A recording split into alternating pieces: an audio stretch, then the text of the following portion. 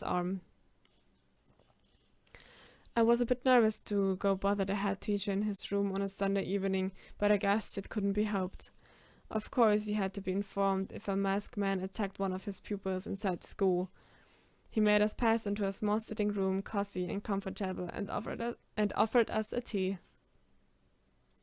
The sight of my shaking hands, limping foot, and the state of my poor uniform sure gave him a fright and told him something bad had happened. Monty helped me to explain the event, and the head teacher listened to us in silence, frowning. So that man jumped the fence into the woods, attacked you, and ran away through the same place he had entered, right? Well, I didn't see him until I had him already on top of me, so I don't know if he came through the fence or not. The main door to the school grounds was closed until this group of boys arrived. How many of you were there, boy? We are about 10, I would say, 3 of my class, counting myself, and a bunch of younger students. Did you see someone suspicious around the door? No, but there were parents and also some coachmen bringing in students back. The head teacher waved away that thought. We are not staring the suspect of our students' fathers and coachmen, are we? The facts are clear. That masked man jumped over the fence to enter the school through the wood to avoid being seen with the unfortunate Mr. White here who was in his way. It was obviously a burglar. I will call the police right now, and with luck they will catch him while he is still hiding in town. Go to the dining hall, young man, and have a footman clean the uniform for tomorrow, Mr. White. I nodded. My poor trousers were dirty with mud and dry leaves. Monty and I went back to our bedroom first to wash ourselves a bit. I brushed my trousers the best I could and asked a footman if I could give them to him after dinner to clean. He accepted, in exchange for a tip, of course. I sighed, relieved. My pocket money was scarce, but at least it would be well spent. Alex, what happened? Rick appeared at the door and looked at me from head to toe, startled. I realized that, even though my uniform looked way better than before, I still had mud and leaves in my hair. Oopsie. I still had mud and leaves in my hair, and my shoes were a disaster.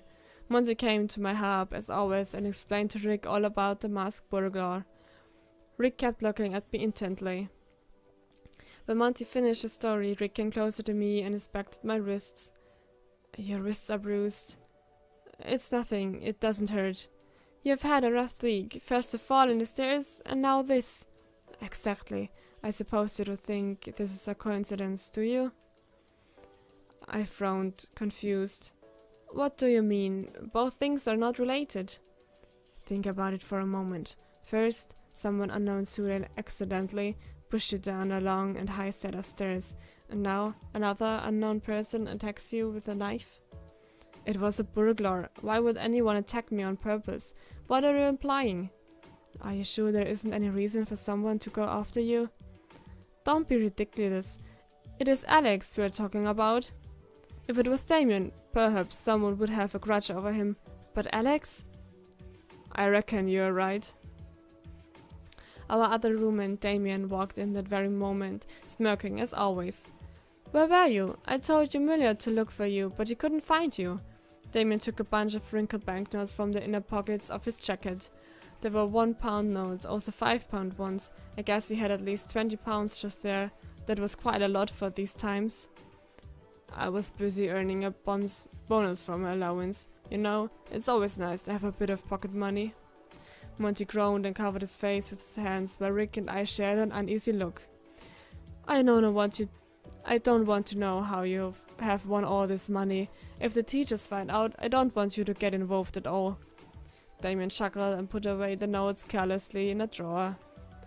Oh, don't worry about that. They already know. In fact, I guess they're expecting a rematch next Sunday to try to win back all the money they have lost today. Monty groaned louder and shook his head in disbelief. You will never change, will you? You must have taught me how to be so good with poker one of these days. Rick's comment surprised the three of us, and I ended up giggling with Damien over it. What? I swear I wouldn't use that knowledge in a school, but you never know when it can come handy. Damien patted his back, grinning, and seemed about to leave again for the dining hall when he noticed the way I looked. Hey, what's wrong? Did something happen? You fell down again, little bird? And between the three of us, we told him about the events that transpired in the woods. Damien sat down in silence for a moment, frowning. Mates, I agree with Rick. This is not a coincidence. Why? I mean, why would someone attack me? We don't know, but perhaps you could do some research, don't you think? Well, if you two agree, it means there's a chance that it's true. I will get going to the dining hall. Playing poker always makes me hungry. See you there. And he left without waiting for us, as always. Monty sighed. Okay, what about brushing our hair a bit to take off all that mud and leaves and then going to have dinner? I nodded. I didn't notice before, but I was starving. So that's what we did. I asked him to leave the topic of my attack until the next morning since I was already too anxious and I really need to relax and rest for the evening. But the next morning, of course, the break was over and I had to hear Monty's and Rick's weird theories during breakfast and between lessons. At least, asked Reggie, who was the servant who asked him to tell you to go down to the hall in search of that non-existent parcel. Reggie was the classmate who spoke to me that evening in the dining hall, but after Damien bullied him in the corridors, he avoided the four of us and I couldn't blame him. In the end, I approached him at the end of the lessons just to make my two friends shut up about it. The poor guy opened his eyes wide as saucers when he saw me coming closer. He inspected our surroundings and seemed clearly relieved when he checked that Damien was nowhere to be seen. Can I talk with you for a moment? Your friend talked to me already, remember? I don't know anything, so leave me alone. I raised my hands in a surrender gesture. I know. I apologize for Damien. He's rather overprotective for his mates, you could say. An asshole, that's what he is. And a mad one for that matter. Yeah, well, I'm sorry. I just want to ask you who was the one who told you to give me the message. The boy deflated all of a sudden. It's true that you were attacked, but I'm sure there was a mistake here. That's why I think too, but just to be on the safe side, I would like to ask him if there was any hidden reason behind it at all. Of course, I get it. I don't know his name. It was one of the boys who attend to the tables in the dining room sometimes. I met him in the corridor, seemingly coming from the kitchen, and he stopped me and told me what I said to you. Can you point him out to me this evening during dinner? He nodded. I think so. I thanked him and came back with my friends. I told them what Reggie had explained to me and they seemed more relaxed. Well, a bit. That evening I waited until everybody was finishing their meal and then I walked to Reggie's table to ask them about what we agreed on. I'm sorry, but he's not here today. He isn't? No, he attended the tables the first day of school, but I haven't seen him in the dining hall today or during the weekend. Frowning, I came back to our table and told the others. We updated Damien on the events since he wasn't with us that morning when I talked to Reggie. Some lad who was working at the dining hall last week but who is not here now, huh? I think I know who he is. Really? You do? Yeah, he is the new employee, a guy around our age. Don't you remember him? Dark blonde hair, big nose, pockmarked. I realized servants were somewhat invisible to me. They cleaned our bedrooms, served our food, provided towels and bedclothes, but I barely remembered their faces. And according to the expressions of Rick and Monty, their reaction was similar to mine. So, none of the three had noticed that boy or the change in the dining hall waiters. Damien shook his head in disbelief. You guys wouldn't see water if you were in front of the sea. Okay, he is not here this week. He must be ill, or perhaps he's doing kitchen duties. Or perhaps he's hiding to avoid meeting you, Alex. Oh, come on, again with the conspiracy theories? It's me, alright? Who would someone want to hurt me? We need to ask that waiter. We can always enter the kitchen and talk to him. Damien frowned and shook his head again. It's not allowed for students. The kitchens and all the servants' areas are out of bounds. That's rubbish. I have seen you coming out of the servants' areas more than once. Damien grinned knowingly and leaned back in his chair.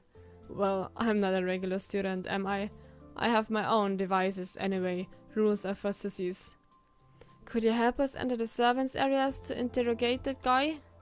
Damien raised an eyebrow and scoffed. As if. Passing through guys is not what I would call discreet. Well, then help just Alex to go inside. You can do that, can't you? Our roommate looked away and then glanced at me through squinted eyes. I don't know. What do I get from this? I don't have much money left, but I can pay you. He'd sucked at my offer. I already have money. I don't need your coppers, but I have thought of something. Follow me to our bedroom. What? Monty and Rick stood up, but Damien smirked at them. I didn't like that grin at all. Even I, who didn't know Damien very well, could smell trouble in that smirk. You two, go for a walk. Leave the little bird alone for a while. You don't need to be glued to him the whole time. Perhaps we will even get to teach him to fly. Definitely, I didn't like it. But since I couldn't see any alternative, I followed him back to our bedroom. As soon as I entered the room, Damien closed the door at my heels and pushed me against it.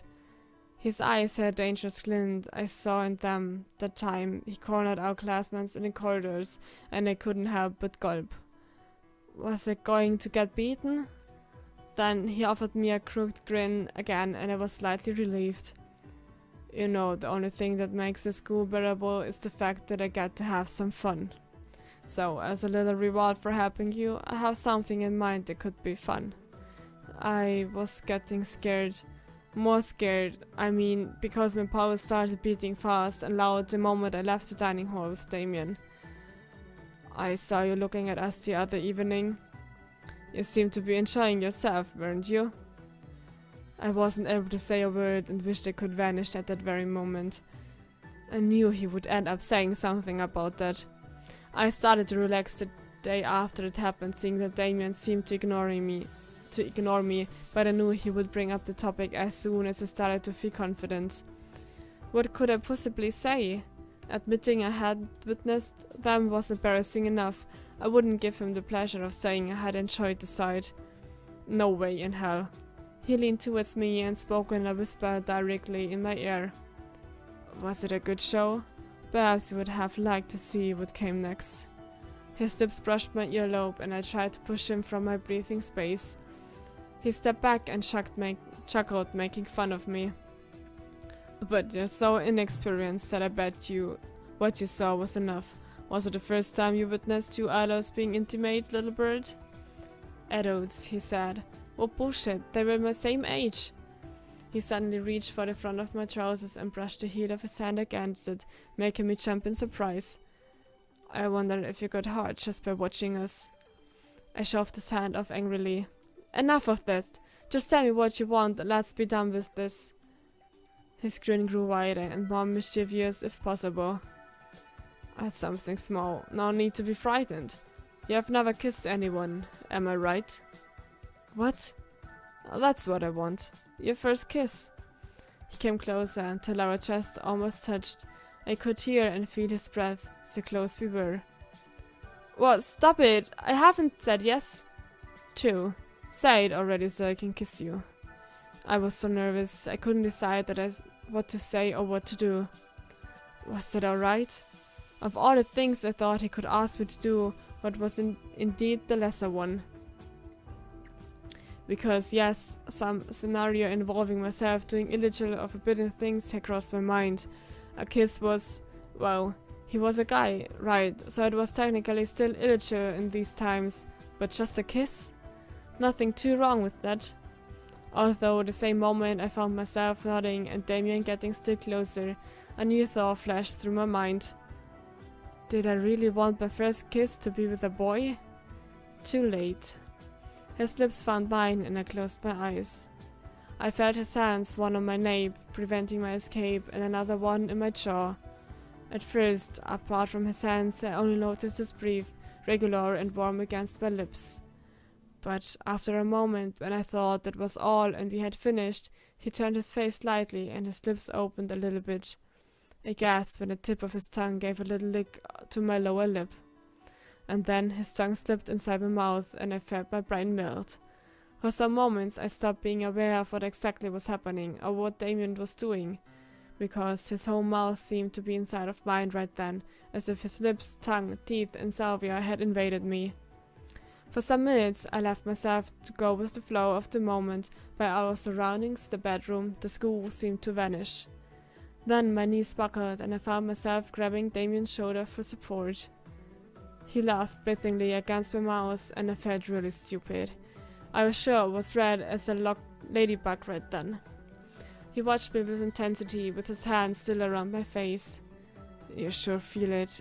It was still more fun than I imagined. He leaned forwards again and gave me a short peck on the lips. Was it that good for you, His left hand left my jaw and slided down my back to rest on my waist. He even moaned. I'm curious about what delicious sounds he would make if he kept going. What? What do you mean? I didn't feel very coherent right then. Damien dragged his lips down my jaw and approached my neck, exciting a strong shudder that ran through my whole body. I mean that we could do a bit more. We have the bedroom to ourselves for a little while after all. His lips found my neck and I started to tremble violently. Alright, that was... My brain refused to cooperate, but that was starting to be more than a simple kiss. Okay, beim letzten Mal haben wir Push Him Away ausgewählt. Deswegen will ich jetzt einfach sagen, exakt Damien's Advance. Weil das ist eigentlich die einzigste Auswahlmöglichkeit, die wir noch haben, nachdem wir das andere schon ausgewählt hatten beim letzten Mal. Too gone for words, I hooked my arms around Damien's neck and closed my eyes again. What he was doing felt too nice to even think of stopping right then. And besides, our roommates would be out for a bit more, as Damien had asked them, so nobody would see. He was sucking on my neck and I heard myself letting out an audible moan. I bit my lower lip to avoid being so embarrassing loud. I had never experienced something like that, hence it was difficult to measure my reactions. Let's sit on your bed, Without waiting for my reply, he pulled me by my wrist and pushed me on top of my bed. Mine was the lower one in a bunk bed, while Damien's was the upper one, so we lowered our heads to avoid bumping against his bed and half lay down on top of my covers. We rested on our sides face to face, and he immediately kissed me again.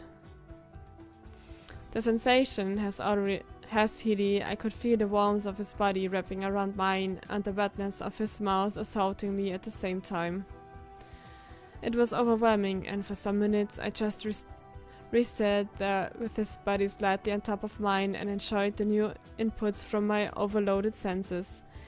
Damien's hand slithered under my shirt and touched my bare skin, and I couldn't help but moaning again. I felt way too nice, and the skin on my stomach and every inch he touched seems to be burning. You're loud. You want our neighbors to hear us, you parrot kid? I pictured in my hand the horrified fact of our room neighbors if they got to hear us, and I almost died of embarrassment. Damien chuckled. I had half a mind of pushing him away and stopping that for good, but Damien read my annoyed expression and reacted by mouthing my neck, using his teeth against the delicate flesh under my ear. I had to bite my lips really hard to avoid groaning in pleasure. He kept worrying my neck, looking for a different spot that would make me wriggle and pant. Before I could notice, I was grabbing his hair and pushing him against me. Then, suddenly, there was a hand unbuttoning my trousers and slipping inside my underwear, and I froze for a moment, as if a red light of alert had lit inside my head. That was off limits. Or wasn't it? His fingers brushed against my erection, and a rush of adrenaline ran through my whole body. I shut my eyes tightly. Hey, Alex, do you mind too? His voice was thick and breathy, and I was glad that at least I wasn't the only one who affected by all this. He took my hand and placed it on top of the hard-on that was scratching the hole of his trousers, and then returned to caress mine with slow and careful movements. I had to open my eyes to watch what I was doing. The buttons were open in a snap, and the thick head of his dick showed through the hem of his underwear, glistering with pre-cum. I remembered how his girlfriend licked at that clear liquid and made the whole length shine with salvia. I couldn't believe it was me who was touching it right then. I had felt chills at the moment, hadn't I? A part of me had wanted to be one of them, to experience that intimate pleasure instead of being just a witness. And at that very moment, it was me who was being touched down there, where no one had even looked at me since I was a small kid. I looked at what his fingers were doing on my shaft. He was right when he said he was adult stuff, because my dick looked big and heavy, a full grown-up erection. I don't think I had ever seen my mama so erect and full before, but of course it had never received that kind of maddening attention. I licked my lips, staring at his huge length, and my fingers trembled while I took it out, brushing his nest of dark curls with her knuckles. It felt heavy and sticky on my hand, so different from touching myself. Damien barked his lips and grunted. "Move your hands already. Come on, do whatever feels good for you." Nervous and unsure, I copied what he was doing to me instead of doing what he said. His breath was labored, and he panted against the crook of my neck. "Not so gentle. Do it harder." I wrapped my whole hand around his dick and started to move it up and down, applying more strength on the head and caressing the slit with my thumb before going down again. He groaned and started to suck on my neck and my shoulder. The collar of my shirt had happened to couple of buttons, and my tie must have been lying somewhere on the floor, but I didn't mind it all right then. My whole body felt too hot, and all of a sudden my head started to spin when Damien started to move his hand on my shaft with the same strength and speed I was moving on my own hand. I moaned again, loudly, too rapt in pleasure to mind. "Don't stop now. You were doing so well." I tried to focus through my layer to pleasure and keep stroking Damien's dick with all my might. The pressure under my belly was starting to be too much to stand it, and I knew my orgasm was right there. I tried to ignore it and concentrate on Damien for a little more, as much time as I could, although it was difficult with the muffled sounds he made while he mothered my neck. My hips started to move on their own, a chord meeting Damien's own desperate thrust against my hand, and suddenly I couldn't help it anymore. I let go a strangled yell while my dick exploded in pleasure. Thick spurts started to go out and coat Damien's hand in my belly. 1, 2, 3 long squirts. My mind turned blank for a minute. No thoughts, no new sensations, just a white nothingness. I barely registered Damien placing his big hand over mine and finishing himself being loud grunts. Still dizzy, I watched him closing his eyes tightly and reach his peak with his mouth half open. My heart skipped a beat at the sight. It was impressively erotic. His semen covered both our hands and left a sticky stain on Damien's shirt, although he hadn't come as much as me. That was also a bit embarrassing, but privacy in his school was rare, so I almost never touched myself since I started living in St. Michael's. Damien opened his eyes and looked at me from my shoulder where his head was resting.